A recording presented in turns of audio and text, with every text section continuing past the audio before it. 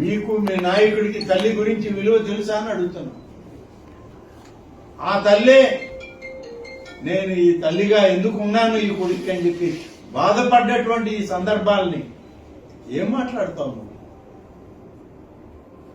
మీ నాయకుడి యొక్క తల్లే నేను ఈ బిడ్డకి ఎందుకు తల్లినయ్యానని బాధపడుతూ, నేనెందుకు అమ్మనయ్యానా ఇతనికి అని చెప్పి ఆమె బాధపడుతూ ఇచ్చిన ప్రకటనలు నీకు కనపడలేదా అని అడుగుతున్నా. నువ్వు ఇవాళ గోమాతల గురించి, టీటీడీలో ఉన్నటువంటి గోవుల యొక్క గోశాలల గురించి మాట్లాడే క్రమంలో అమ్మ, ఆవు ఇన్ని మాట్లాడుతున్నావు. అమ్మ అనే పదానికి అర్థం తెలియనటువంటి వ్యక్తి నాయకుడిని. అటువంటి నాయకుడి కింద పనిచేస్తున్నావు నువ్వు. ఎప్పటికైనా బుద్ధి తెచ్చుకో. నీ పాలనంతా ఎలా జరిగిందో తెలుసు అందరికీ.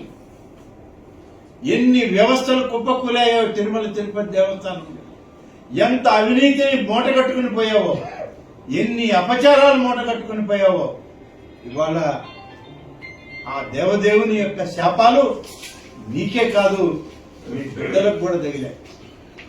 ఇంకా నీకు బుద్ధి రాలేదని అంటే ఇక ఆ భగవంతుడు కూడా నిన్ను రక్షించడు.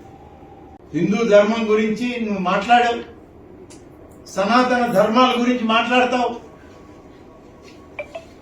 సనాతన ధర్మం గురించి, హిందూ ధర్మం గురించి నీ కుటుంబంలో కూడా నువ్వు అమలు చేస్తున్నావా? ఒకసారి ఆలోచించు.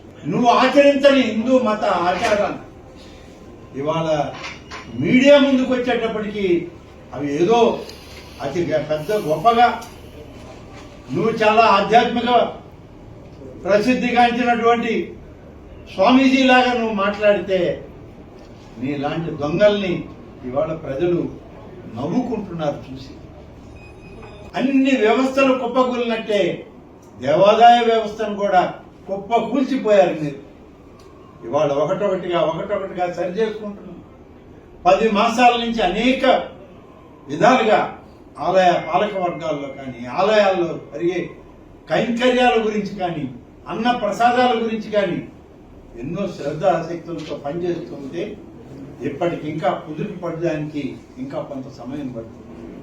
5 సంవత్సరాల్లో ఆధ్యాత్మిక ఆలయాలు, హిందూ ధర్మాన్ని గురించి చెప్పే ఆలయాల్ని మీరు చేసినంత విధ్వంసం ఈ రాష్ట్రంలో మరెవరూ చేయలేదు. బహుశా ఈ దేశంలో కాదు, ప్రపంచ దేశాల్లో కూడా హిందూ ధర్మాన్ని ఇవాళ భూస్థాపితం చేయాలన్న వాళ్ళల్లో మీరు అన్ని రకాలుగా మీరు చేసేటువంటి కార్యక్రమాల్లో మీరు చేసినటువంటి ఘోరమైనటువంటి తప్పిదాలని వాళ్ళ సరిచేసుకోవడానికి మేము చేసేటువంటి ప్రయత్నం, తాపత్రయం. నీ హయాంలో ఏం జరిగింది? నీ నాయకుడు ఏం చేశాడు?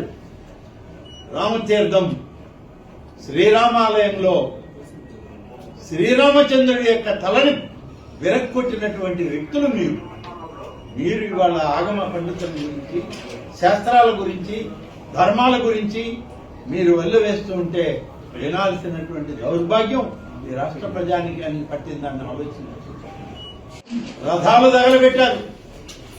పవిత్రమైనటువంటి లక్ష్మీ నరసింహస్వామి ఆలయంలో రథం తగలబెట్టారు.